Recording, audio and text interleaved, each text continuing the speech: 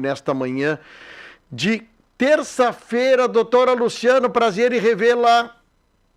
Um prazer enorme estar aqui de volta, depois de um período aí voltado às eleições, né? Bah. E parabéns ao prefeito eleito, né? Esteve aí fazendo entrevista na rádio, o prefeito Abder. Então, que desejamos que ele faça um ótimo mandato aí e a cidade toda ganha com isso, né? Exatamente. E olha, tu tá pegando uma grande audiência agora, porque a vinda dos dois aqui me levantou a audiência no teto, viu? Então agora aproveitar e bater um papo, porque é um assunto que também atinge todos nós, que é a questão das reformas tributárias, né? Semana passada eu falei, inclusive, com o meu contador. Eu digo, olha, pessoal, nós temos que começar a pensar o 2025, porque poderemos, a nossa categoria, na questão de comunicação, ter alterações tributárias, né? Então, essa dúvida, essas entrevistas que eu estou fazendo contigo, doutor Luciano, ela é importante para nós dar uma mexida na turma que está achando que não vai mudar, que não vai atingir, que não sei o quê, né? Então, eu quero falar isso. O que nós temos de alterações ou de novas informações sobre a reforma tributária, hein? Bom, a reforma tributária está sendo regulamentada, né? O que a gente trouxe para hoje de assunto, a questão do ICMS aí, os julgamentos também do STF que interferem bastante. A gente está vendo que o STF, o Poder Judiciário, termina, vamos dizer assim, governando aí junto, então não é só olhar para o Legislativo, é olhar também para as decisões do judiciário. Então, todo esse contexto faz com que realmente a gente precise repensar, vamos dizer assim, todo o planejamento tributário que a gente tem até hoje e planejar para o futuro, sob pena de a gente não estar, vamos dizer assim, com condições até de precificar o serviço, os produtos, para poder ter sustentabilidade no fim das contas, né? Sobrar, vamos dizer assim, o suficiente para manter o negócio sustentável, para manter a competitividade no mercado, para a conta não ficar negativa, porque se a gente descuida um pouco com a carga tributária que temos no nosso país, com as mudanças que estão por vir, e com uma das notícias, não seria a pauta de hoje, mas uma das notícias que está hoje na área tributária é que a Receita estima 150 bilhões, vamos dizer assim, que deixarão de ser, assim, sonegados, deixados de pagar, porque a forma de cobrança agora com a reforma vai ser muito mais eficiente. Então, além de tudo, além da mudança de regras, a estrutura da área tributária que está com essa reforma mudou estruturalmente, a gente vai ter também uma forma de mais difícil, vamos dizer assim, de que a Receita não saiba de tudo que acontece, né? Então, cada vez mais o compliance, vamos dizer, compliance quer dizer o quê? É estar, vamos dizer assim, ali de acordo com a regra, não pagar nem mais nem menos, pagar o certo, e aí dentro desse certo tem uma margem de interpretação enorme. Uma coisa que eu queria te perguntar é sobre créditos no ICMS, né? O ICMS é um tributo bastante caro para o consumidor, mas ao mesmo tempo para o empresário. Às vezes ele tem que estipular e achar jeitos também de créditos estarem corretos para poder amortizar o custo do trabalho, o custo do dia a dia, do fornecimento da mercadoria, né? Sim. O que é crédito tributário aí para o pessoal que está nos assistindo aí, aproveitar que nem todos são da área tributária, nem contábil.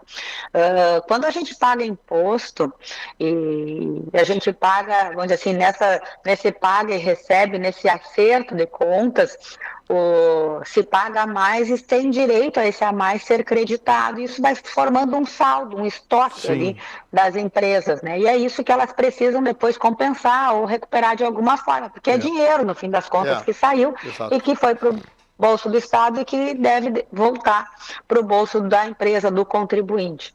E o que acontece? O ICMS é um dos impostos que não vai mais existir. A partir do IVA, né, que é o CBS e IBS, o ICMS vai entrar em extinção. Até 2032, dezembro de 32, ele deve estar extinto e até lá as empresas devem estar atentas a recuperar esses créditos. E o que é o receio né, que aconteça aí nesse meio tempo? Como é que diz o texto lá da ADCT, que consta na Constituição?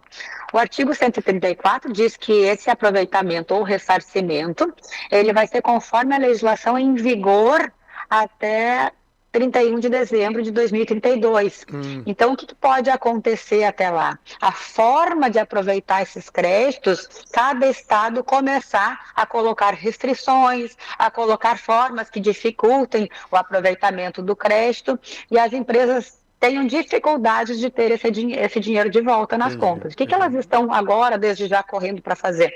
É buscar as formas como, por exemplo, venda transformando em dinheiro efetivo, pagamento de fornecedores usando esses créditos, compra de máquinas e equipamentos e a tradicional compensação com outros tributos, né, outros débitos.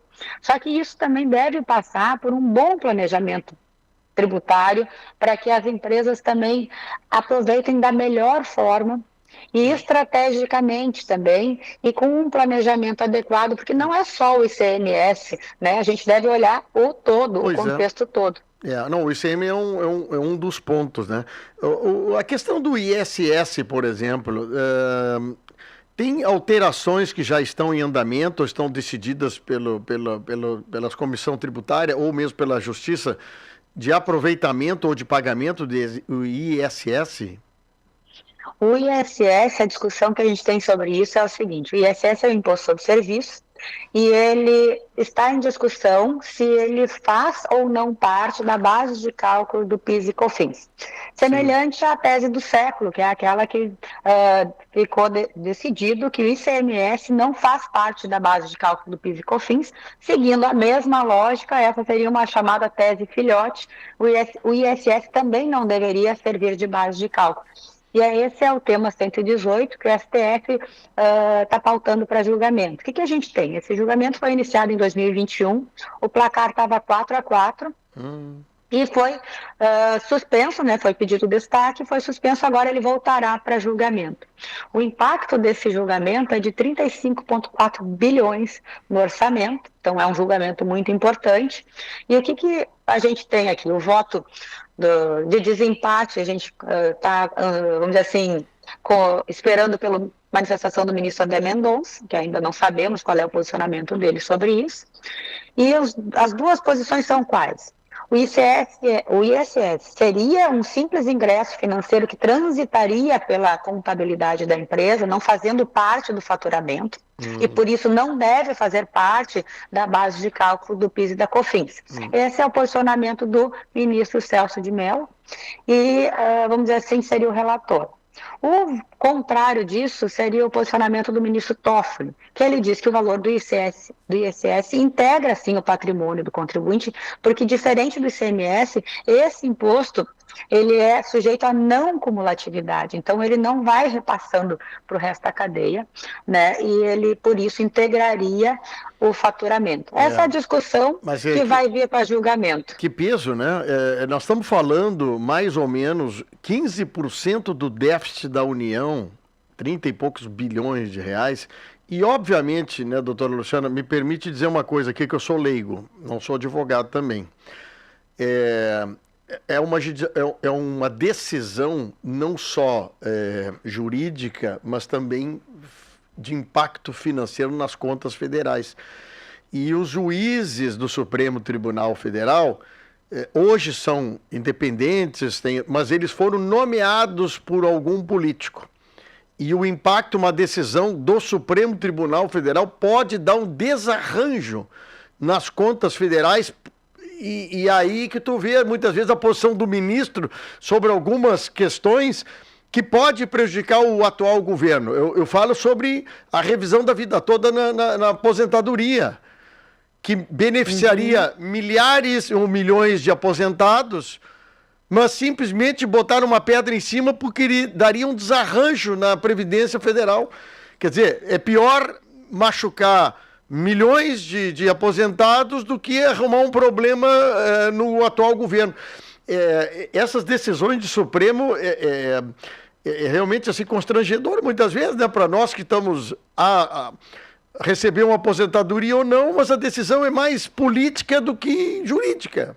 Infelizmente. A gente vê, tu tocou num assunto fundamental. Eu acho que o nosso país, uma questão estrutural que a gente precisaria rever, é justamente como é que o STF, a formação dos ministros, a indicação dos ministros, como a gente, hoje em dia, o cidadão que nem é da área jurídica sabe do STF, sabe dos ministros do STF, vê a interferência que eles causam na vida cotidiana, né? Tu falou da revisão da vida toda com decisões políticas, porque eu rasguei, vamos dizer assim, praticamente toda a lógica jurídica. A gente tinha ali na revisão da vida toda já um posicionamento firme do STJ, que é a corte, né, para julgar esse tema, que é uma legislação infraconstitucional, não está na Constituição a previsão disso. O STF puxou esse julgamento para eles e deu um jeito de impedir, vamos dizer assim, que os segurados do INSS tivessem essa retribuição, porque na verdade, o que é a revisão da vida toda? É pedir para considerar no teu cálculo de aposentadoria as contribuições que tu fez a tua vida toda. Exatamente. Então tu está pedindo de volta o dinheiro que tu entregou para o Estado. Calcula isso para mim. Exatamente. Eu estou conversando com a doutora e advogada, a doutora Luciana Pereira da Costa, do Pereira e Costa Advogados. Só o pessoal está perguntando com quem eu estou batendo um papo aqui. E o assunto com ela sempre é muito interessante. E tu tem uma das lideranças aí da OAB, que é o Leonardo Lamac, que conversou conosco no domingo. Ele disse uma coisa parecida com o que tu disseste agora. Parece que aquela percepção que nós tínhamos da justiça mudou, mas não pelos advogados. Mudou a corte que decide, simplesmente decidindo coisas que não sequer está previsto para decidir, numa influência direta na vida de todos os brasileiros, e essa decisão muitas vezes ela vem para atender um chamado, um pedido de quem está no governo. É uma coisa assim brutal, e vocês advogados devem entrar em paranoia, porque tu está informando para o teu cliente, não, a decisão normativa, normal de acontecer é isso, daqui a pouco a decisão é completamente ao contrário e afetando milhares ou milhões de pessoas. Mas aí que eu quero trazer um outro assunto para ti. Lembra, Fábio, o ministro Toffoli se posicionou dizendo que o STF tinha, vamos dizer assim, o posicionamento de editores do Brasil. Imagina? Então a gente tem esse tipo de mentalidade, que o que eles pensam, independente do que a Constituição prevê, o que vai valer, e a Constituição diz uma coisa, mas a interpretação termina sendo diferente, e a gente realmente, não só os advogados, mas todos nós, os cidadãos, a gente fica esperando ali, ninguém sabe, é uma caixa de surpresas. Mas quem é o Toffoli para tomar uma posição, uma decisão e uma informação desse tipo? Quem é Toffoli? Que voto que ele recebeu, né, do cidadão. Isso, não vamos aprofundar, porque senão daqui a pouco vão tirar nós do ar aqui. Mas eu quero aproveitar a grande audiência que nós temos, e principalmente da questão rural, doutora Luciana. Hoje nós temos, assim, muita gente da área rural falando conosco, ouvindo a gente. Eu quero que tu trate sobre o assunto sobre o Fundo Rural. Isto, o Supremo Tribunal Federal também retoma esse caso para conversar. E o que é o desdobramento desse assunto? Então, esse é um julgamento que vem se alongando desde muitos anos. 2017 teve julgamento, teve vários julgamentos. Em resumo, o que a gente pode trazer aqui? O Fundo Rural, ele é a contribuição previdenciária sobre receita bruta para o produtor rural pessoa física. Certo. Tá? E o que estava em julgamento? Duas coisas. Essa cobrança é válida? Ela é constitucional? Sim, foi decidido que sim, lá em 2022. E a segunda coisa que estava em julgamento é quem seria o responsável por esse pagamento, né? Isso é o que a gente chama de subrogação. Seria o produtor pessoa física ou seria o adquirente, por exemplo, o frigorífico? Tá. E aí o que aconteceu? Ficou decidido lá em 2022 por 6 votos a 5 que a contribuição é válida, mas o voto do ministro Marco Aurélio, ele não deixou claro sobre o ponto 2, sobre quem seria o responsável pelo pagamento.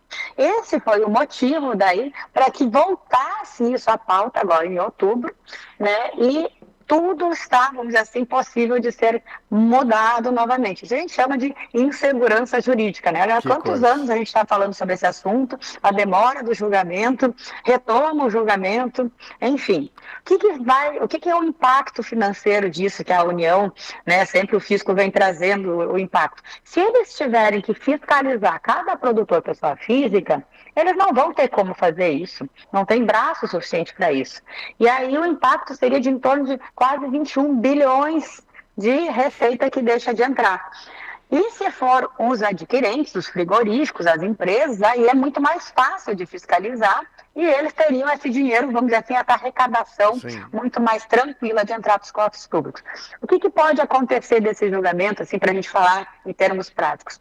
Quem está adquirindo de produtor pessoa física, pode vir daqui a pouco a ser sim surpreendido com um débito, porque não fez a retenção, né, da contribuição previdenciária sobre essa receita. Então, é mais um dos pontos aí, juntando, né, com o nosso gancho que a gente fez antes, o STF, né, causando aí insegurança, porque é um tema que poderia já estar definido há bastante tempo. E aí isso vai se enrolando, as pessoas não sabem, as pessoas acham e depois recebe a notícia que não tem. É uma confusão. Por que não resolve isso? E outra coisa, né, doutor Luciano? Uma coisa julgada, definida, é julgado, definido. Não tem que reabrir esse assunto para depois dar mais segurança jurídica para frente. No caso, Fábio, o ministro, que é o Marco Aurélio, ele votou pela inconstitucionalidade dessa cobrança. Então, se subentendia, né, que se ele entendia que a cobrança não é válida, não teria que se pronunciar, então, portanto, sobre quem que tem que pagar, porque seria para ele, no entendimento dele, uma cobrança inconstitucional. Só que daí tu vai ali ler nas entrelinhas, começa a achar motivo para trazer a pauta de novo. E aí estamos aí em 2024 aguardando esse julgamento. Que coisa louca. Olha, eu sinceramente, eu não tenho estômago para ser advogado. Não tenho. Não tenho. Acho uma coisa muito complicada. Vocês devem todo dia estar recebendo revés de decisões, de opiniões, de decisões sobre isso. Estou com um filho fazendo direito e, olha, sinceramente, eu não sei se ele está no caminho certo, viu? Porque está... Eu acho mais difícil o papel do teu filho, que é estudar a Constituição, a teoria, e ver a prática muito diferente do que a teoria ensina. Muito bem, pai, perfeita a tua colocação, perfeita. Ele, de vez em quando, diz, pai, está acontecendo tal coisa. Eu disse, meu amigo, não é por aí as coisas acontecendo. Mas é assim, é papel de estudante, né, doutor Luciano? Você já passou por isso e o idealismo do seu advogado é ápice, né?